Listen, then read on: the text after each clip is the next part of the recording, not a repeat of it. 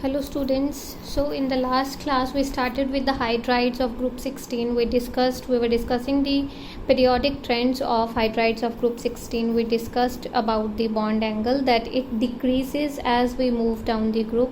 This decrease in bond angle was explained on the basis of the electronegativity of the central metal ion and the size of the central atom which is in the molecule. So more it will attract the bond pair of electrons, more will be the repulsions between the bond pairs, and more will be the bond angle. So oxygen is having maximum electronegativity, so it is having highest bond angle. This decrease in bond angle gives us a major rule, that is Drago's rule, which explains the basic strength of the hydrides of group 16 and group 15, that is nitrogen family and oxygen family, because in both the cases bond angle the bond angle between the bond pairs decreases drastically as we reach to the second member, and it remains almost same there after that. This is explained, so this is the basis for the Drago's rule, which further explains us the basic strength of group 15 and group 16 hydrides. So next property which we discussed was the volatility. This we have explained. Now the next property which we are going to discuss is the acidic strength of hydrides of group 16. So acidic strength is defined in terms of the generation of H positive ion.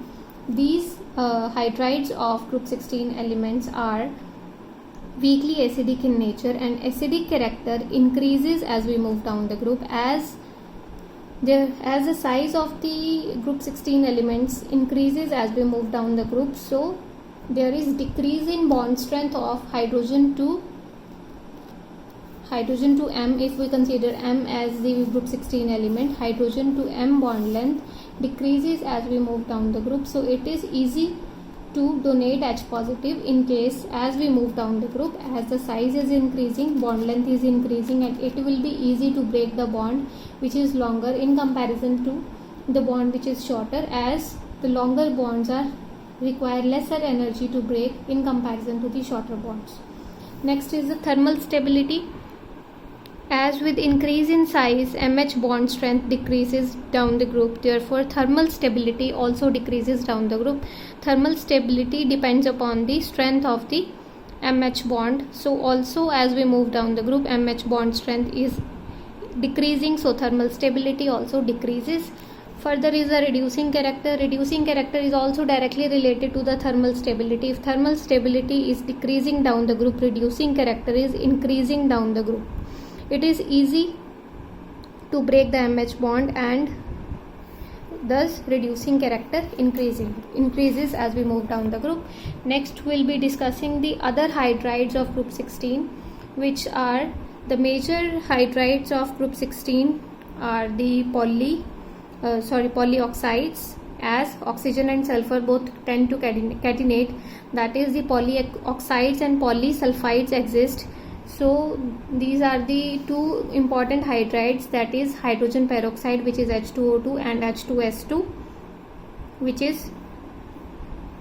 and other two hydrides of sulfur are also there, H2S3 and H2S5, and the hydrides of sulfur are called as sulfones. So here we have drawn out a comparison between H2O2 and H2S2. H2O2 is fairly stable while H2S2 is unstable, and it decomposes readily to give sulfur and H2S gas. H2O2 is used as very strong oxidant. The decomposition of H2S2 is accelerated by the presence of hydroxyl ions. H2O2 forms highly associated molecules because hydrogen bonding is present, so it is a fairly stable molecule, while in case of H2S2 no such hydrogen bonding exists, so this is unstable and it dissociates readily to sulfur and H2S. It is not an oxidant, it exists as discrete molecule due to the absence of hydrogen bonding. Now coming to the structure, This H2O2 is having a skew structure. The structure is called as skew based upon the bond angle, based upon the free rotation around the oxygen bond. As there is free rotation, there is not a fixed bond angle between them. So the structure is skew, as the angle can change, but the most stable situation is that where both the bond pairs are maximum apart. So in such a case, the bond angle between two OH bonds is 94 degree and bond angle between OOH bond is 97 degree, and both the OH bonds are in almost perpendicular planes to each other, and the lone pairs present on both the oxygens are also at 97 degree angle to each other. So this is the structure of H2O2. Same is the structure of H2S2. It's just that H2S2 is not stable due to the absence of hydrogen bonding, while H2O2 is a stable molecule which is used as a strong oxidant. Now we come to oxides of group 16 elements. Oxides of group 16 elements are fairly good in number. These exist as monoxides, dioxides, trioxides, heptoxides. Heptoxide for only sulfur is known, and some other. Most of the sulfur is forming the most abundant number of oxides. So, and also for the case of monoxide, if we see in this table that monoxide of selenium does not exist. So out of these, the important ones are the oxides of sulfur. So we'll be discussing the oxides of sulfur. These are the oxides of sulfur in different oxidation states. These are the sulfides. Here are the oxidation states are written. First one is S2O, which is called as sulfur suboxide. Second one is sulfur oxide. Third one is sulfur sesquioxide. It is called as sesquioxide because the ratio of sulfur to oxygen is 2:3. That is, oxygen is present 1.5 times the other element present. So such oxides in which oxygen is 1.5 times the other element, such oxides are called as sesquioxide. Here we have written the physical state of these oxides, color of these oxides, and the physical state also. Next is the sulfur dioxide, then sulfur trioxide, which is in +6 oxidation state. S2O7 is sulfur heptoxide, where sulfur is in +7 oxidation state, and SO4, where sulfur is in +8 oxidation state. So these are the physical states which are discussed here. We'll be discussing these oxides one by one. First one is sulfur suboxide of sulfur, that is sulfur suboxide, which is the formula is S2O, where sulfur is in +1 oxidation state. For the preparation of sulfur suboxide, what we do is we take sulfur and sulfur dioxide and we pass the electric discharge through the mixture and we get sulfur suboxide. It is very reactive. It exists for few days only at low pressure. Even at low pressure, it cannot exist more than few days. Its structure is important with the view that it has a similar structure to that of SO2 and ozone. We have drawn the structure of sulfur suboxide, SO2, that is sulfur dioxide, and ozone. Bond angle are almost same, bond lengths are almost same. So the structure is very much similar to SO2 and ozone. It is bent. Sulfur is having tetrahedral geometry because two lone pairs are also present on sulfur. Because one lone pair is present on sulfur. It has a bent structure.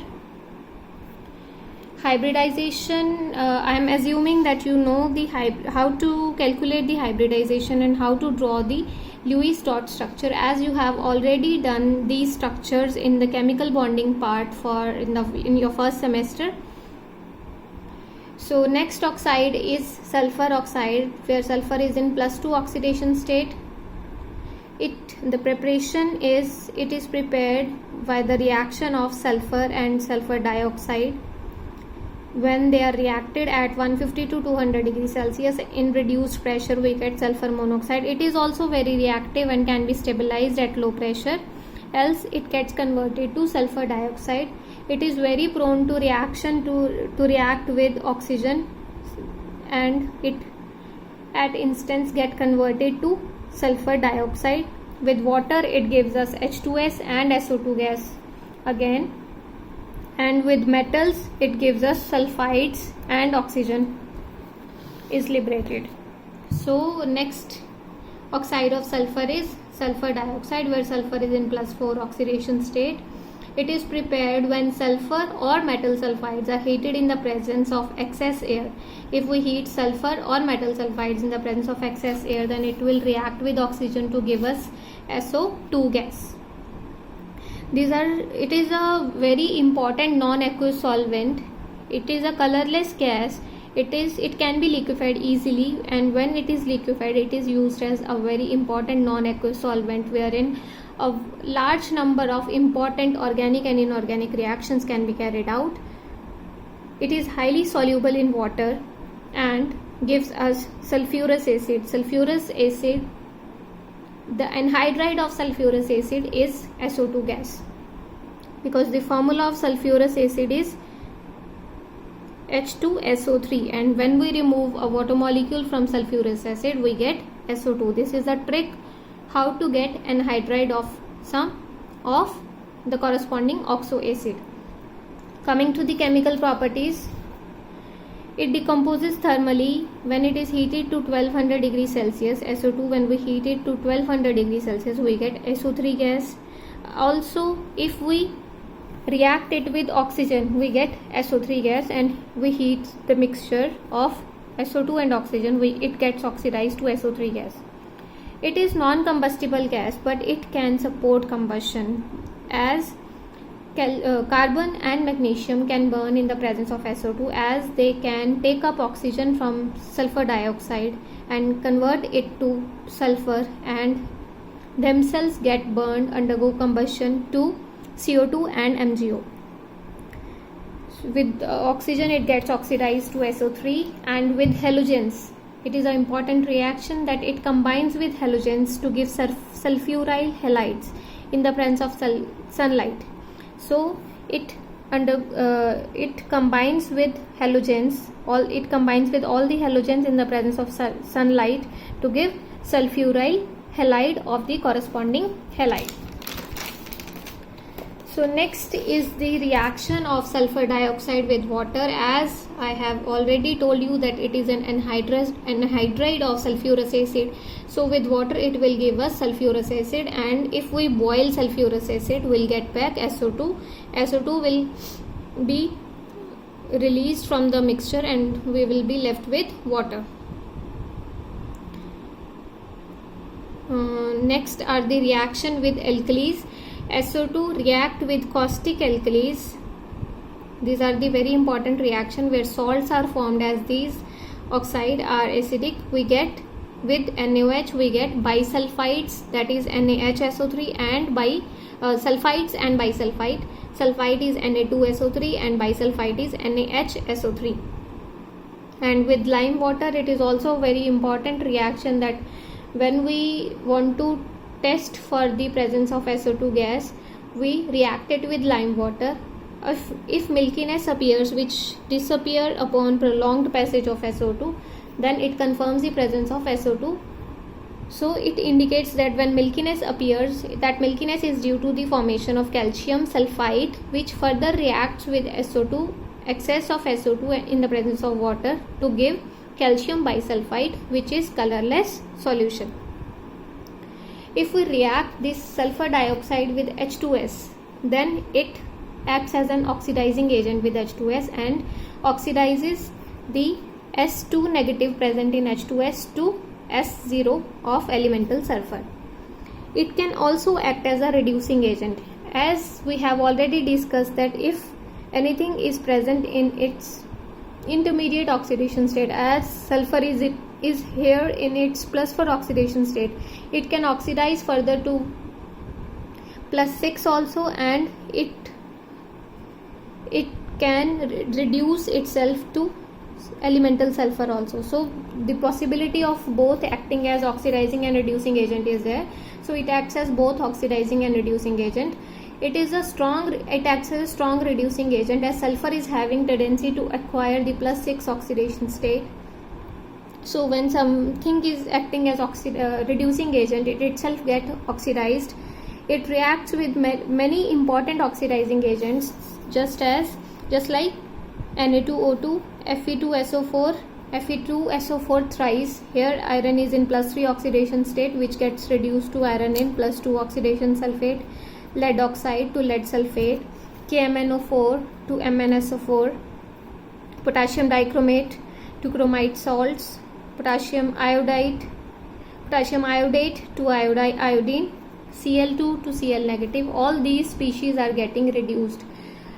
The reduction reaction or the oxidizing action of all these oxidizing agents is important, and the corresponding reactions should be learned by you, as these are the important reactions. These are the important reactions. These are the part of the volumetric analysis. These are the part of the mixture analysis, which you have been doing since you joined the college or since your +2. So I have not written the corresponding reactions, and I am assuming that you know the corresponding reactions of the oxidizing action of these species.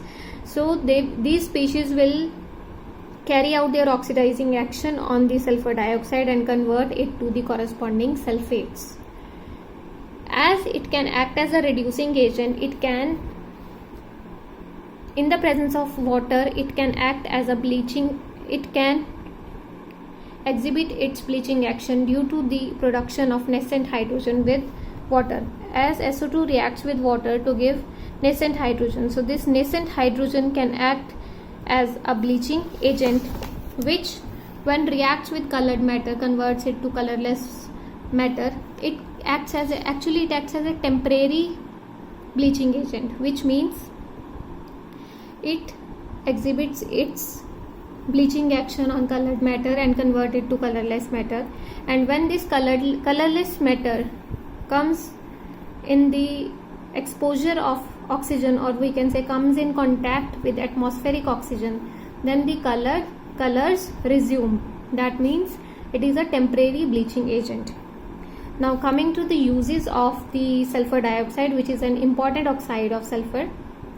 It is used as temporary bleaching agent, I would say. It is used for the synthesis of H2SO4, as it is used as it oxidizes to SO3, which is the important step in the synthesis of H2SO4, that is the contact process of H2SO4.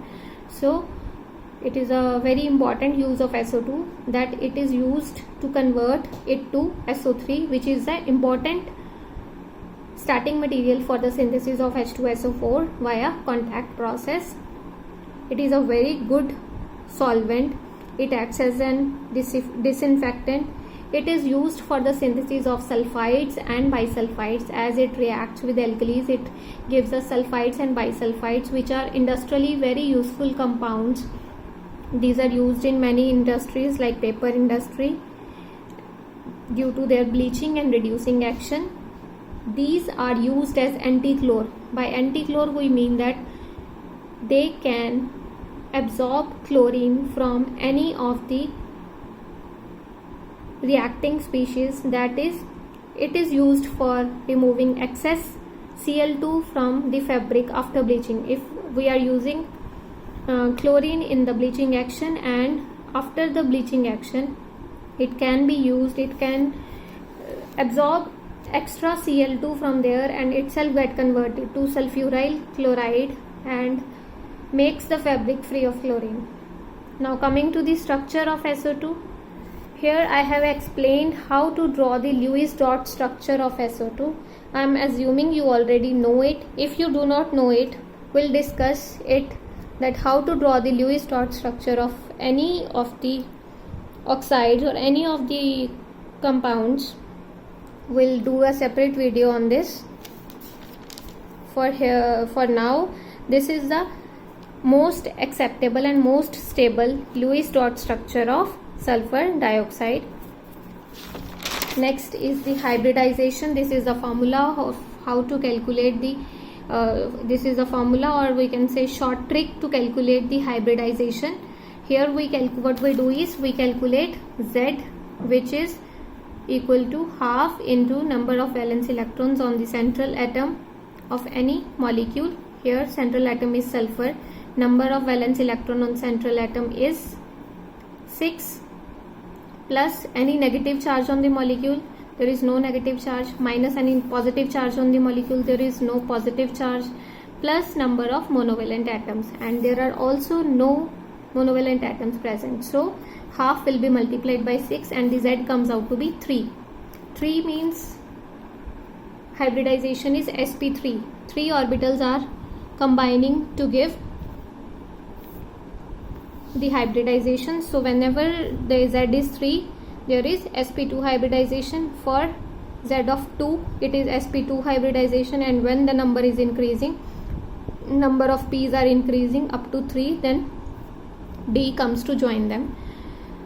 So from here we can calculate, with this formula we can easily calculate the hybridization. And further,